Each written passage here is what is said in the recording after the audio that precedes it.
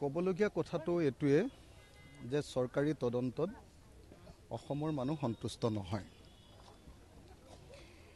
কালি দেখিছোঁ ছিংগাপুৰৰ পৰাও এখন কিবা নোট এটা আহিছে ছিংগাপুৰ গভৰ্ণমেণ্টৰ পৰাও যে প্ৰাথমিক তদন্তত তেওঁলোকে মৃত্যুটো তেনেই স্বাভাৱিক মৃত্যু বুলি ক'ব খুজিছে। ছিংগাপুৰে বাৰু ক'বই, কাৰণ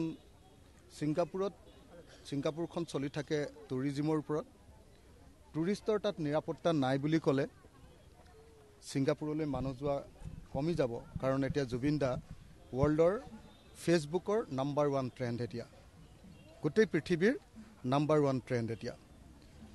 তো গতিকে জুবিন দাৰ কথাটোৰ কাৰণে হয়তো ছিংগাপুৰে এইটো মানে আমাৰেই দুখ এনেকুৱা ধৰণে ক'ব পাৰে।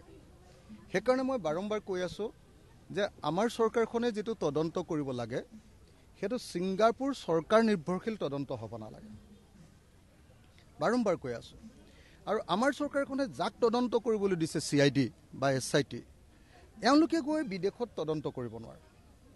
মই আপোনালোকক বাৰম্বাৰ কৈ আছোঁ, মানুহে ধৰিব পাৰিছে নাই নাজানো, যে বিদেশত হোৱা তদন্ত কৰিবৰ কাৰণে ভাৰতৰ BNSSৰ 208 ছেকশ্যনৰ অধীনত প্ৰথমতে চেণ্ট্ৰেল গভৰ্ণমেণ্টৰ পাৰ্মিশ্যন ল'ব লাগে, নাম্বাৰ 1।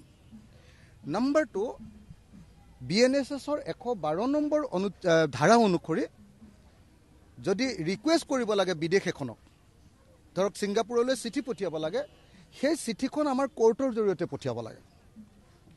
এতিয়া আমাৰ CIDয়ে গৈ চিঠি এখন দিলে ক'ত ছিংগাপুৰ গভৰ্ণমেণ্টে পাত্তা দিব?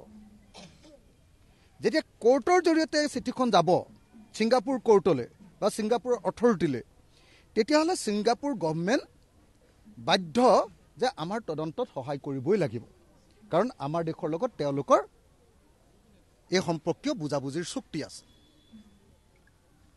আনকি তাৰ পৰা মানুহ ধৰাই আনিবৰ কাৰণেও আমাৰ BNSSত স্পষ্টকৈ লিখা আছে 114 নম্বৰ ছেকশ্যনত।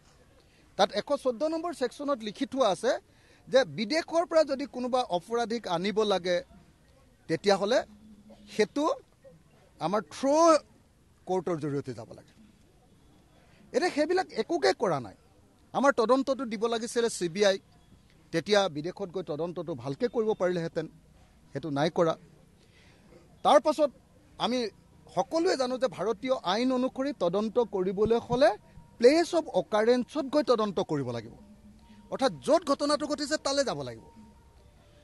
2 নম্বৰ, তালৈ গ'লেই নহয়, তাত গৈ স্কেচ মেপ আঁকিব লাগে। জুবিনদাৰ মৃত্যুৰ কাৰণে মানে অভিযুক্ত যিকেইজন, এজন ডাইৰেক্টলি BJPৰ সদস্য, তেওঁ কালচাৰেল বিভাগৰ মানুহ আছিলে, আনজন আকৌ একদম RSSৰ হেডজন, কি বুলি কয়, মোহন ভাগৱতৰ লগত একেলগতে ফটো উঠিবলগীয়া মানুহ। আজি দেশখনতো RSSে চলাইছে। মোহন ভাগৱতৰ লগত ফটো উঠা মানুহটোক ক'ত হিমন্ত বিশ্ব শৰ্মাই দিগদাৰ কৰিব পাৰিব? সেইকাৰণে নতুন জেললৈ লৈ গৈছে আৰামত ৰাখিবৰ কাৰণে। সেইকাৰণে জেলত, মই গোটেই জীৱন জেলত থাকিলোঁ, মইতো কোনোদিন মেট্ৰেছ পাই পোৱা নাই। মুখ্যমন্ত্ৰীয়ে চিধাকৈ কৈছে যে তেওঁলোকক মেট্ৰেছ দিয়া হৈছে।